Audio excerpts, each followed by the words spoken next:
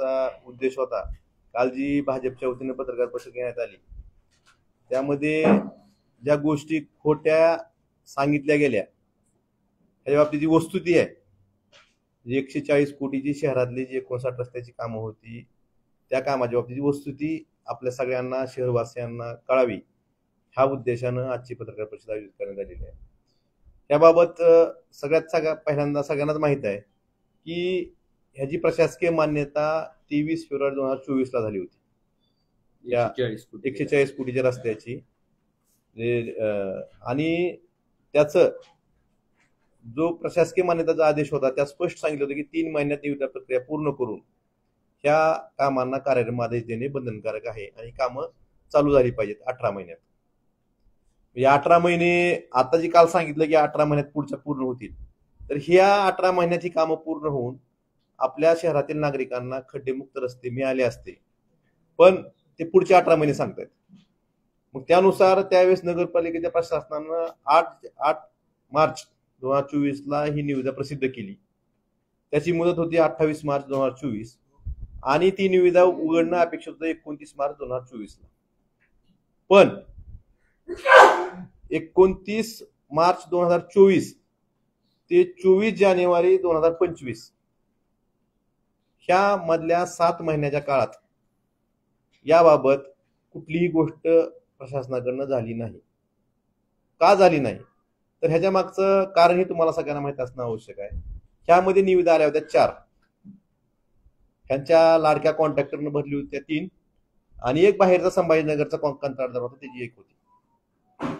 मग त्याला प्रेशर आणणं किंवा त्याला कशा पद्धतीनं त्या कॉन्ट्रॅक्टरला माघारी घ्यायला लावणं यासाठी यांनी 7 महिने घालवले. जर ती निविदा उघडली असती त्याच वेळेस तर ती कदाचित आता तो कॉन्ट्रॅक्टरनं सुरुवातीला सांगितलं की 15% अभावनं जी निविदा होती कदाचित त्याची बिल असू शकली असती, पण ती उघडलीच गेली नाही. त्याची तांत्रिक मान्यता त्याला रिजेक्ट केलं गेलं. तर मग हे जे 7 महिने घालवले हे 7 महिने कुणाच्या सांगण्याहून घालवले याची मागणी आमच्या महाविकास आघाडीच्या वतीने 27/12/2024 ला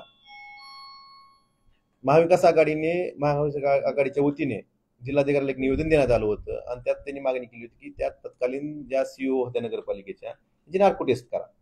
ही कशासाठी मागणी होती की हे 7 महिने तुम्हाला निविदा भरल्यानंतर 7 महिने तांत्रिक लिफाफा उघडायला 7 महिने का लागले ह्यासाठी नार्को टेस्टची मागणी केली होती. त्यानंतर 6 जानेवारीला महाविकास आघाडीच्या वतीने परत याबाबत एक रास्ता रोको करण्यात आला. त्यावेळेस तत्कालीन मुख्याधिकाऱ्यांनी लेखी दिलं की आम्ही 28 फेब्रुवारी पर्यंत याचं कार्यक्रमात देऊन कामं चालू करू. मग ज्यावेळेस महाविकास आघाडीने दुसऱ्यांदा आंदोलन केलं त्यावेळेस मग ही निविदा 25 जानेवारीला तांत्रिक लिफाफा उघडला. 24 जानेवारीला 25 जानेवारीला फायनान्शियल ओपनिंग केली त्याची, म्हणजे आर्थिक लिफाफा उघडला. आणि मग त्यात तो 4था कंत्राटदार होता, त्यात त्यांनी बीड कॅपॅसिटी बीड व्हॅलिडिटी संपली असं काहीतरी एक पत्र नगरपालिकेने काढलं, त्याची पूर्तता केली नाही. ते त्यांनाच माहित काय झाले ते. पण 4था कंत्राटदार ह्यातून डिलीट केला गेला. 3च टेंडर राहिले. त्या 3 टेंडरमध्ये हा जो लाडका कंत्राटदार आहे ह्या लाडक्या कंत्राटदाराची त्यांच्या हिशोबानं म्हणजे 15% बिल म्हणजे सगळ्यात कमी L1 त्यांच्या हिशोबानं सगळ्यात कमी L1 ह्याला मंजूर झाली. मग पुढं आभाऊचा टेंडर भरलं. त्यानंतर ही जी निविदा आहे ती आभाऊ 15% आभावानं त्यानं भरली.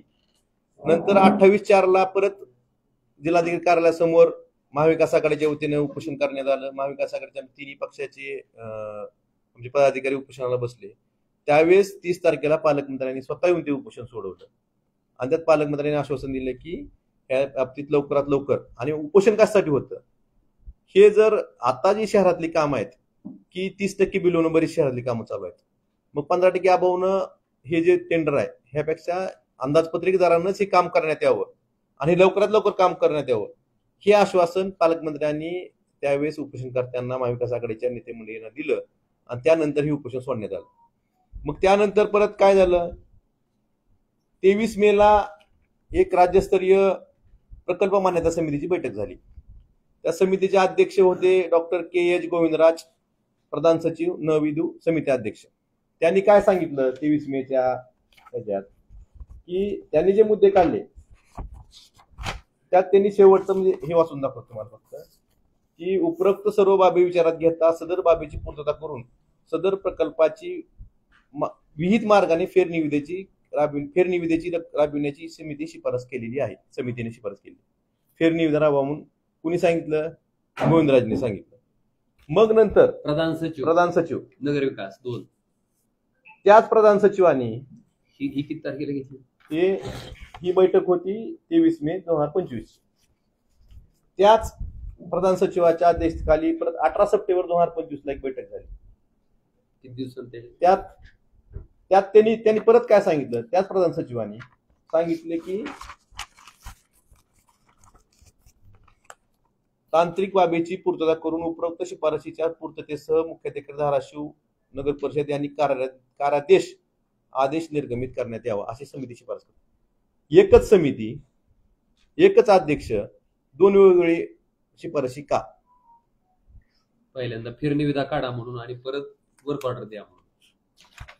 मग ह्या बाबतीत पहिल्यांदा ज्यावेळेस आपलं उपोषण झालं त्यावेळेस 2 मेला नगर परिषद संचालकाचं एक पत्र आलं मुख्याधिकाऱ्याला की जर तो कंत्राटदार चालू अंदाजपत्रकदाराने काम करण्यास तयार असेल तर त्याचं तसं लेखी घ्या, तो तयार नसला तर फेरनिविदा करा.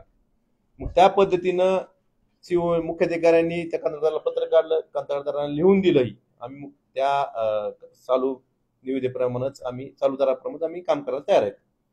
त्यानंतर ही जी पहिली SLAC झाली 23 मेची, 23 मेची, हे त्यानंतर झालेलं आहे.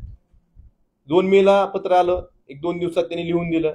23 मेच्या हे थोडा अंदाजपत्रकदारानं निविदा काम करायला तयार असताना सुद्धा त्यावेळेस मग गोविंदराज जे अध्यक्ष आहेत प्रधान सचिव नगरविकासचे, ह्यांनी फेरनिविदा करण्याचा आदेश का केला, शिफारस का केली, ह्याचं उत्तर शासनानं देणं गरजेचं आहे. हे जे म्हणतात ना म्हणजे कोण, आणि परत तेच सांगतात की आम्हाला तुम्ही परत ह्याबाबत आदेश पूर्तता करून हे करा, कार्यक्रम आदेश द्या. मी याबाबत 9/7/25 ला आपलं पावसाळी अधिवेशन चालू होतं त्यावेळेस आपल्या ह्या शहरातल्या कामाची विधानसभेत मागणी केली होती की 18 महिने झाले ही कामं कार्यक्रमात अजून नाही, तर याबाबत चौकशी झाली पाहिजे, हे कशामुळे थांबले, ही विधानसभेची मागणी केली होती. आणि नंतर मी परत 20/7 ला परत महाविकास आघाडीच्या वतीने पालकमंत्र्यांना निवेदन देण्यात आलं. 25/7 ला जिल्हाधिकाऱ्यांसोबत महाविकास आघाडीची बैठक झाली, त्यात हा विषय झाला. 21/8 ला मी स्वतः प्रधान सचिव गोविंदराज आहेत हे म्हणजे दोन्ही वेळेस वेगवेगळे बोलले, म्हणजे त्यांचा गजनी झाला असेल एखाद्या वेळेस, गजनी झाला का कुणी केला तर कुणाचा दबाव होता आता हे चौकशीतच कळलं. तर त्यांना भेटलो स्वतः, त्यांना पत्र दिलं आणि मी पत्र दिलं किंवा तुम्ही एकतर फेरनिविदा करा किंवा कार्यक्रम आदेश द्या, काहीतरी करा. तुमच्या ह्या गोंधळात आमच्या शहरातल्या नागरिकांना जी रस्त्याची दुरावस्था आहे, काही जीव गेलेत, बऱ्याच लोकांचे अपघात झालेत, ह्याबाबत तुमच्या म्हणजे राजकारण असेल, मुख्यमंत्री कार्यालयाचं उपमुख्यमंत्री कार्यालयाचं राजकारण असेल का माहित नाही आम्हाला, पण तुम्ही ह्याबाबत निर्णय घ्या असं गोविंदरावांना प्रत्यक्ष भेटून सांगितलं. तरी पण ह्यात काय केलेलं नाही. परत 17 तारखेला परवा पालकमंत्री महोदयाला परत महाविकास आघाडी शिष्टमंडळ भेटलं पालकमंत्र्यांना आणि त्यांना सांगितलं की याबाबत तुम्ही लवकरात लवकर कार्यक्रम आदेश किंवा काय जे करायचंय, आमचा महाविकास आघाडीची एकच मागणी होती, शहरातल्या रस्त्याची कामं तात्काळ चालू झाली पाहिजेत. पण आम्हाला माहित नव्हतं ही निवडणूक लागण्याची वाट बघायला. हे जे 18 महिने गेले, 18 महिन्यात जर कामं पूर्ण झाली असती तर जो नागरिकांना, सर्वसामान्य नागरिकांना जो त्रास झालाय तो त्रास कमी झाला नसता का? ह्याला जबाबदार कोण? आणि त्यावेळेस आमची मागणी होती की मी विधानसभेत मागणी केली होती चौकशी करावी, महाविकास आघाडीच्या वतीने नार्कोटिक्सची मागणी केली होती. आज आमची मागणी हीच आहे की मुख्यमंत्री तथा गृहमंत्री महाराष्ट्राचे हा खूप मोठा यात आहे की याबाबत यासाठी नेमून याची चौकशी झाली पाहिजे. मग त्यात दूध का दूध आणि पाणी का पाणी होईल. मग कोण शुक्राचार्य आहे, कोण भ्रष्टाचारी आहे, हे सगळं समोर येईल. ह्या गोष्टीच्या बाबतीत आम्ही उद्या मुख्यमंत्र्यांना, गृहमंत्र्याला महाराष्ट्राच्या पत्र देणार आहेत, मी खासदार साहेब, महाविकास आघाडीचे आम्ही सगळे, की याबाबत गेले 18 महिने या निविदा प्रक्रियेला उशीर का झाला, कुणाच्या दबावामुळे झाला, ह्याला कारणीभूत कोण आहे, अधिकाऱ्यावर दबाव कोण आणत होतं, मग ते इथल्या नगरपालिकेच्या सीओ पासून प्रधान सचिवापर्यंत या अधिकाऱ्यावर दबाव वेळोवेळी कुणाचा होता आणि कशासाठी होता, याबाबतची चौकशी यासाठी लावूनच केली पाहिजे आणि सत्य हे धाराशिवकरांच्या समोर आलं पाहिजे. ही आमची प्रमुख मागणी आजच्या पत्रकार परिषदेच्या माध्यमातून आम्ही तुम्हाला सांगायची.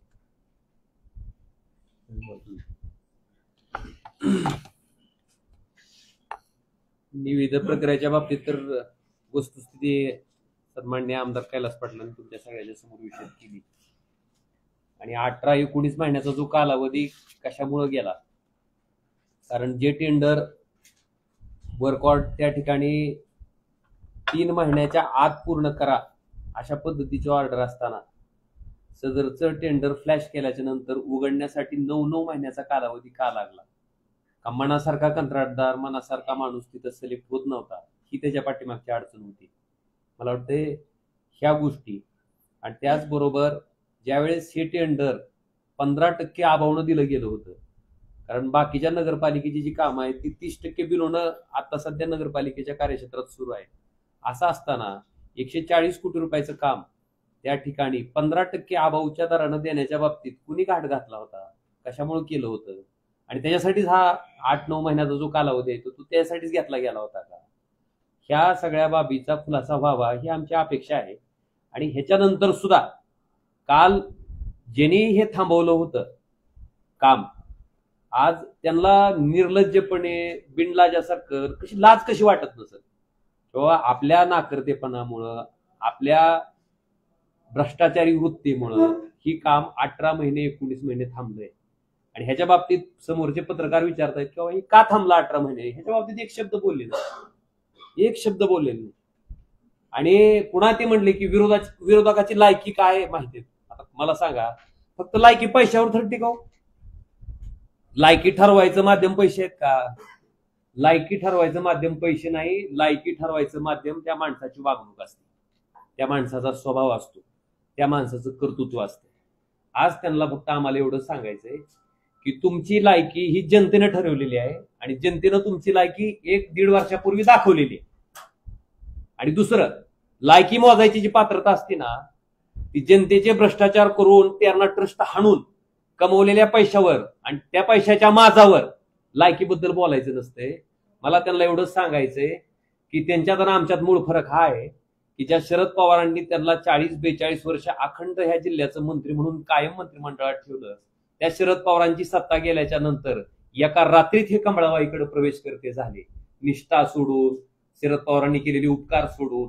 त्याच्या उलट मी असेल, आमदार कैलास पाटील असतील, आम्हाला आमदारकी सुद्धा दिली, त्याचा आम्हाला कायमस्वरूपी आम्ही त्यांच्या ऋणात राहून संकटाच्या संघर्षाच्या काळात सुद्धा आम्ही उद्धवजीला अंतर दिलं नाही. आम्ही त्याच पक्षात राहिलो, बरेच संघर्ष करायची वेळ आमच्यावर आली तरी. आणि दुसरी लायकी मोजायची जी पात्रता आहे, 40 वर्ष तुमचे वडील आणि तुम्ही महाराष्ट्राच्या मंत्रिमंडळात मंत्री असताना त्यावेळेस तर तुम्हाला कोण अडवायला विरोधक नव्हतं ना. मग 40 वर्षात तुमच्या मंत्रिपदाच्या कार्यकाळात हा जिल्हा दरिद्री जिल्ह्याच्या यादीत क्रमांक 3 ला जातो आणि तुम्ही मात्र श्रीमंत खासदाराच्या यादीत देशात क्रमांक 3 ला येता. हे कसं काय शक्य झालं? मला वाटतं ही सुद्धा एक दुसरं परिमाण आहे. 40 वर्ष मंत्री असताना तुम्ही जिल्हा दरिद्री जिल्ह्याच्या यादीत घातला आणि त्याच्या उलट फक्त 2.5 वर्ष आम्ही मंत्री नव्हतो, फक्त आमच्या पक्षाचं सरकार त्या ठिकाणी सत्तेत होतं, महाविकास आघाडीचं, उद्धवजी मुख्यमंत्री होते. 1.5 वर्ष आमचा कोरोनामध्ये गेला. त्या 1 वर्षात आम्ही शासकीय वैद्यकीय महाविद्यालय ह्या धाराशिवला मंजूर करून घेतलं आणि ते चालू झालं.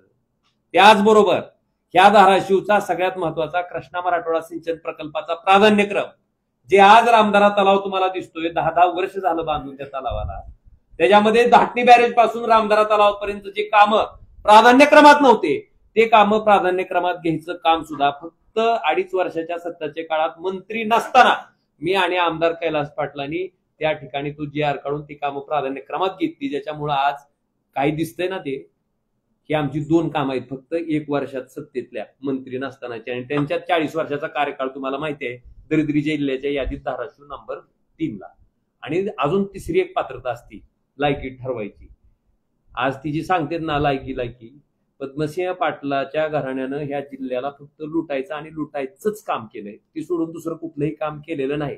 आणि त्याच्या पुढचं सत्तापिपासू वृत्ती जी असते ती अशी आहे की खासदारकी लागली तर स्वतःची बायको, आमदारकी लागली स्वतः किंवा स्वतःचा मुलगा. आणि दुर्दैव असं आहे की आता स्थानिक स्वराज्य संस्था लागतात आणि स्थानिक स्वराज्य संस्थाला त्या ठिकाणी सामान्य कार्यकर्त्याला आपण संधी देत असतो की त्याला त्या ठिकाणी कुठेतरी वाव राहावा. तिथं सुद्धा अध्यक्षपद ओपन महिलेला राखीव सुटलं की तिथं सुद्धा सामान्य कार्यकर्ता दिसत नाही. तिथं सुद्धा स्वतःची बायकोच त्या ठिकाणी अध्यक्ष व्हावी अशा पद्धतीची भावना ज्या घराण्याची आहे, मला वाटते त्याच्या बाबतीत आणि त्याच्या उलट पक्षी आमच्या पक्षामध्ये आमच्याकडं आज उद्धवजींच्या माध्यमातून कैलासदादा जे सरपंच असलेला माणूस आज त्या ठिकाणी आमदार म्हणून आहे. आणि लायकीचं कसं असते, आपण जेव्हा जिल्ह्याचे नेतृत्व म्हणून सांगतो ना, तेव्हा जिल्ह्यात आपल्या नेतृत्वाखाली किती आमदार निवडून आले हे सुद्धा सर्वसामान्य लोक बघत असतात. मला वाटतं स्वतः सोडून तर दुसऱ्याचा स्वतः सुद्धा कशा पद्धतीने आलेत ह्याचा तुम्हाला सगळ्यांना सुतवाच आहे. त्याच्यामुळं आमची लायकी जी ठरवायची जनतेनं आमची लायकी आम्हाला निवडणुकीत निश्चितपणे आमची दाखवून दिलेत. तुमची त्या ठिकाणी पात्रता नाही आमची लायकी ठरवण्याच्या बाबतीत किंवा आमच्यावर बोलण्याची. आम्ही जे काम केलंय ते निष्प्रभ भावनेतनं केलंय आणि आज तुम्ही फक्त पैशाच्या माझावर, पैशाच्या ताकदीवर जे की इथल्याच लोकांचं शोषण करून तुम्ही कमावलेले आहेत. आणि आम्ही जसं धाराशिवचं शासकीय वैद्यकीय महाविद्यालय आम्ही धाराशिवला केलं, आम्ही नेरूळला घेऊन गेलो नाही किंवा आम्ही नफेखोरीची वृत्ती तिथं वापरली नाही. तुमच्या माहितीसाठी त्या धाराशिवच्या शासकीय वैद्यकीय महाविद्यालयाचा जो कॅबिनेटचा ठराव होता तो पब्लिक प्रायव्हेट पार्टनरशिपवर झाला होता. आम्ही तो रद्द करायला लावला आणि 100% शासनाच्या मालकीचं शासकीय वैद्यकीय महाविद्यालय आदरणीय उद्धवजी त्या ठिकाणी कॅबिनेटची प्रोसिडिंग बदलून शासकीय महाविद्यालय हे शासनाच्या मालकीचं केलं. आज धाराशिवच्या शासकीय वैद्यकीय महाविद्यालयात गोरगरीब लोक त्या ठिकाणी इलाज होते, त्यांच्यावर बऱ्याचशा सर्जरीचे किंवा उपचाराचे खर्च यावडावे असते. 2.5 लाख 3 लाख ती माणूस सहन करू शकत नाही. मला वाटतं तशा पद्धतीचे उपचार आज आपल्या शासकीय वैद्यकीय महाविद्यालयामध्ये होत आहेत. मला वाटतं ह्या गोष्टी आहेत त्याच्यामुळं त्यांना एवढ्याच प्रश्नाचं उत्तर द्यावं की इतकं लुटलंय 40 वर्ष, इतकं हव्यासानं सगळं वरबाडून खाल्लंय, तरी सुद्धा अजून काय पैशाची हाव सुटलेली नाही. अजून सुद्धा ती जी हे आहे लालच ती अजून काय सुटलेली ही ह्या वृत्तीहून दिसून येते. आणि केवळ काहीतरी बोलायचं, काहीतरी आरोप करायचा आणि दिलेल्या प्रश्नाला मला वाटतंय ज्यावेळेस पत्रकार बांधव तुम्हाला विचारत होते की बाबा 18 महिने 19 महिने कालावधी कशासाठी दिला, जर तुमचं काहीच त्याच्यात दोष नसतं तर सांगायला पाहिजे होतं बाबा ह्या कारणामुळे 18 महिने 19 महिने उशीर झाला. म्हणजे लोकांना खड्ड्यातनं जावं लागलं, अनेक तरुणाचे त्या खड्ड्यात पडून मृत्यू झाले. आणि हे सगळं होत असताना त्या ठिकाणी नीचपणे निर्लज्जपणे स्वतःच्या आर्थिक स्वार्थासाठी जर तो माणूस थांबत असेल तर मला वाटतं ह्याच्यापेक्षा वाईट वृत्ती आणि वाईट विचार असू शकत नाही. त्यांच्या ह्या वागण्याचा आम्ही निषेध करतो आणि जी मागणी आमदार कैलास पाटलांनी केली की ह्याची एसआयटी चौकशी झाली पाहिजे. आणि अजून सांगतो, सरकारनं जर ह्याची एसआयटी चौकशी नाही लावली तर आम्ही कोर्टात जाऊन ह्याची एसआयटी चौकशी करा म्हणून मागणी करणार आहेत. आणि ह्याच्या पाठीमागचे जे कोणी भ्रष्टाचारी असतील, ज्यांच्या दबावामुळे हे काम थांबलं गेलं, ज्याच्यामुळं धाराशिवकरांना 18-19 महिने त्या ठिकाणी खड्ड्यातल्या रस्त्यानं प्रवास करावा लागला, त्याचा खरा कोण त्या ठिकाणचा दोष आहे त्याला समोर आला. अजून एक आहे, आम्ही जे म्हणतो आपल्या जिल्ह्याचे पालकमंत्री त्यांनी सुद्धा नगरविकास मंत्र्याला 30 सप्टेंबरला एक पत्र दिलेलं आहे.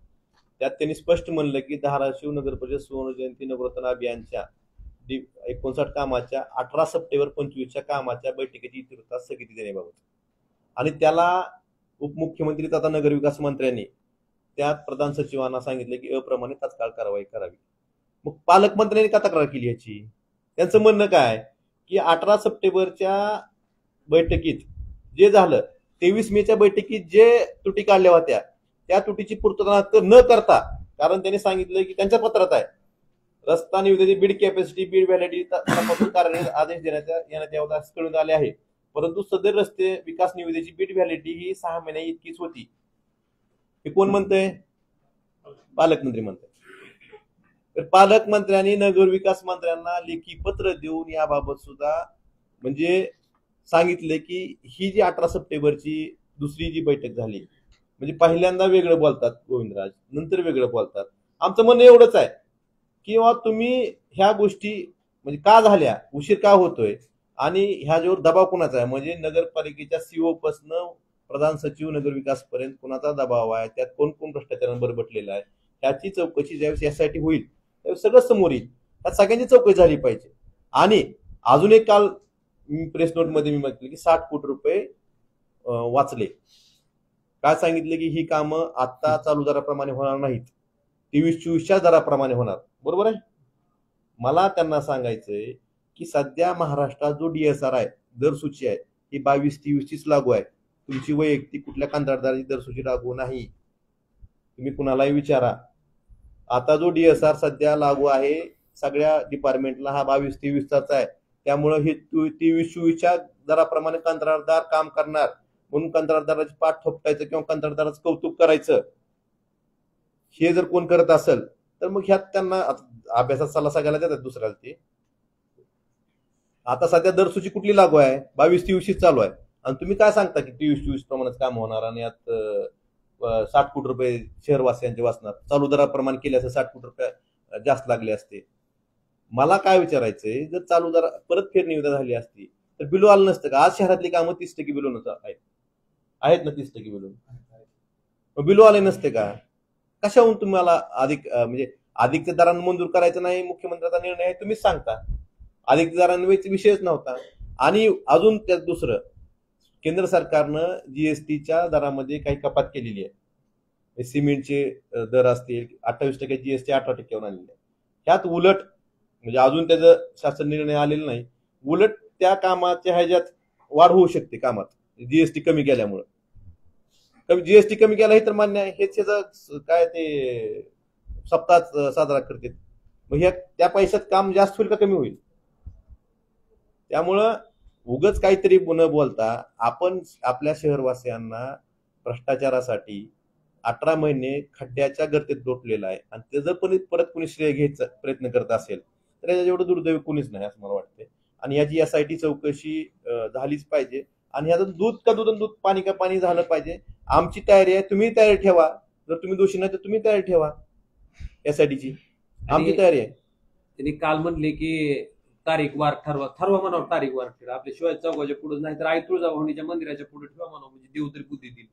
खरं कोण खोटं कोण तिथं सिद्ध होईल म्हणून माझी तयारी आहे. कधी माझी कैलास पाटलाची आमच्या दोघांची बी तयारी आहे. या म्हणावं चर्चेला, काय हरकत नाही. समोर बसून करू ना चर्चा. तिथून उठून कोणतरी टिल्लू पाठवायचं, त्या टिल्लूनं पुन्हा पिल्लू करायचं. त्याच्यापेक्षा समोरासमोरच बसू, समोरासमोर बसू आणि करू. ह्याच्या त्यांचं म्हणणं आहे, त्यांचंच आव्हान आहे ना की बाबा समोरासमोर या समोरासमोर, काय हरकत नाही. कधी बसायचं सांगा, तारीख वार वेळ ठरवा. कारण मागच्या वेळेस हे तुम्ही हावली साक्षीदार, काय झालं त्याच्या तारीख वार वेळेस. चला काय प्रश्न होता साधा. आपण ज्यावेळेस निविदा प्रक्रिया सुरुवात झाली त्यावेळेस पासून आपण लढा देत आहात की निविदा ताबडतोब रस्त्याचे काम व्हावेत वगैरे असं लढा देत आहात. मग 15% अभावानं निविदा मंजूर व्हावी आणि ते काम सुरू व्हावं हाच तुमचा उद्देश होता असा? नाही. मग आम्ही उपोषण कशासाठी केलं? महाविकासाकडे 15% अभावानं काम देऊ नये म्हणून उपोषण होतं. उपोषण कशासाठी होतं? त्या दिवशीच पालकमंत्र्यांनी आश्वासन दिलं की 15% अभावानं काम. आमचं उपोषण महाविकास आघाडीने आंदोलन केलं की ह्या 15% अभावानं त्यांना देऊ नका. बाकीची काम आदित नगरपालिका, ह्यात हिस्सा आहे नगरपालिकेचा सुद्धा. आदित नगरपालिकेची परिस्थिती बिकट आहे, त्यात परत 15% अभावानं मग अजून खर्चात वाढ होईल, नगरपालिकेच्या कर्जाचा बोजा वाढेल. म्हणून आमचं म्हणणं होतं की ऍज पर रेटनच ही निविदा झाली पाहिजे आणि ती तात्काळ काम चालू व्हावी, हीच आमची मागणी.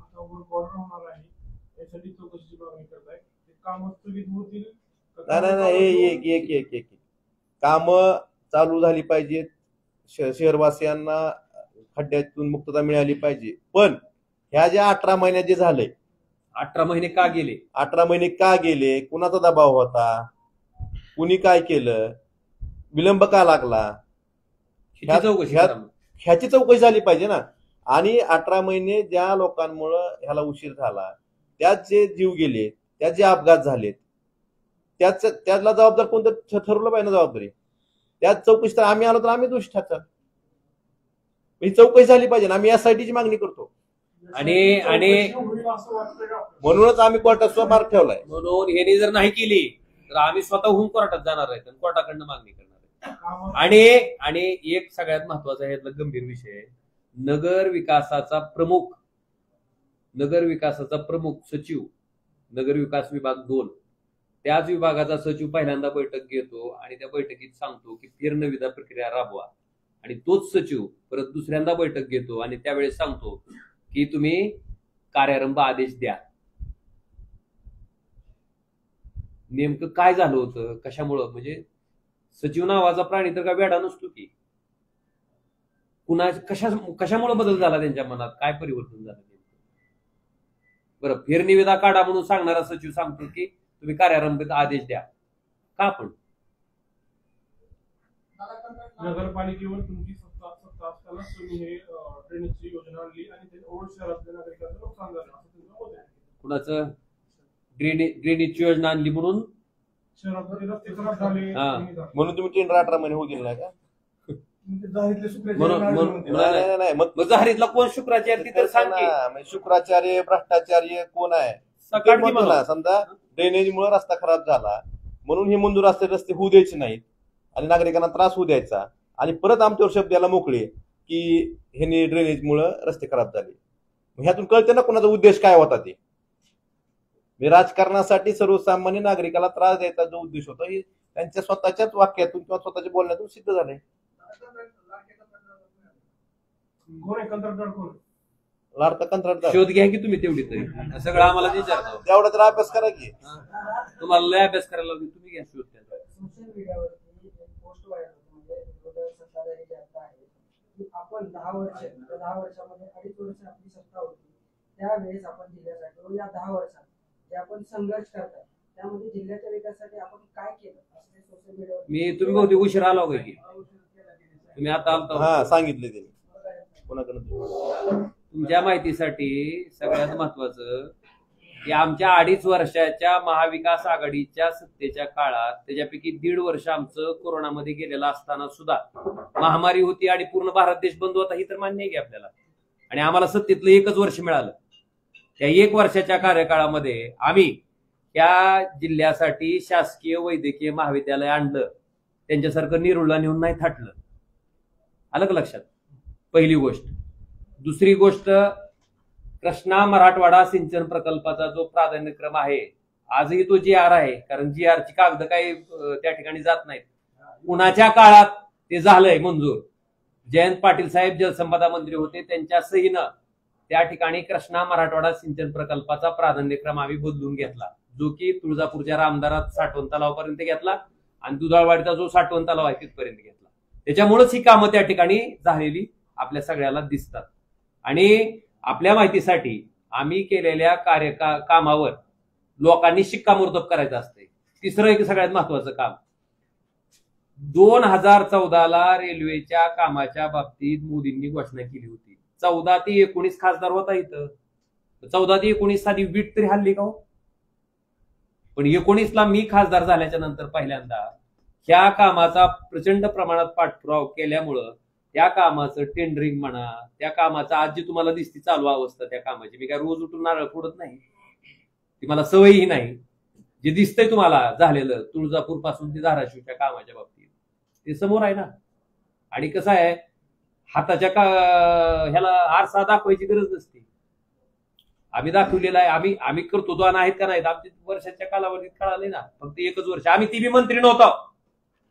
पण जी लोक म्हणतात ना त्यांना विचारायचंय की 40 वर्ष तुमचे वडील आणि तुम्ही महाराष्ट्र राज्याच्या मंत्रिमंडळात मंत्री असताना हा धाराशिव जिल्हा दरिद्री जिल्ह्याच्या यादीत नंबर 3ला, आणि तुम्ही स्वतः खासदार म्हणून निवडणूक लढवत असताना श्रीमंत खासदाराच्या नंबर 3ला कसं काय गेलात, याचं बी उत्तर आम्हाला द्या.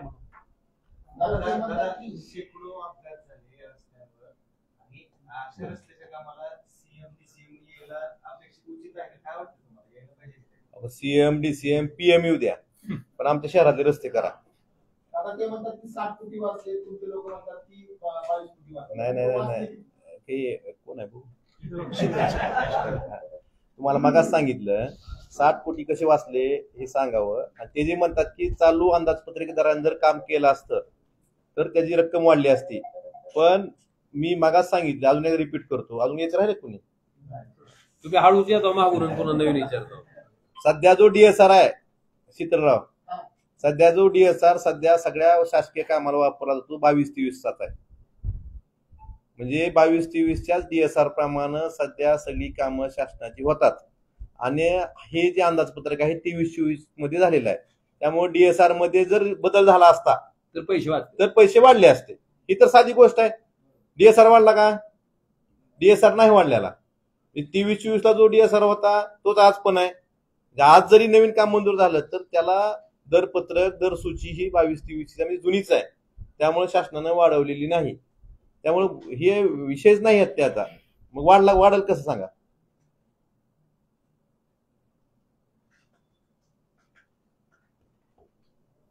चला झालं. अजून आणि आमचा मूळ प्रश्न इतकाच आहे की गल्ली पासून ते दिल्ली पर्यंत आपल्या पक्षाचं सगळीकडे सरकार असताना या निविदा प्रक्रियेला 18 महिन्याचा विलंब का झाला, एवढ्याच मुख्य प्रश्नाचं उत्तर त्यांनी द्यावं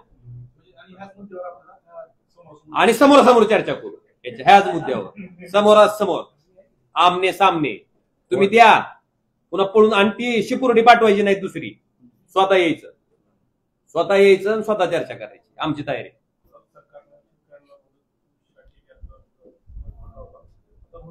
आता दुसरा मुद्दाच घेऊ नका. तुम्ही आमची विनंती तुम्ही फिरू नका. नाही काहीच आज घेऊ नका. हे सगळं हे ज्याबद्दल सगळं घेऊ आपण. अजून एक सेपरेट घेऊ. त्यासाठी वेगळं आपण पारायला वेगळी घेऊ. आता ह्याच्यात ही सोडून घेऊ नका. काय होतंय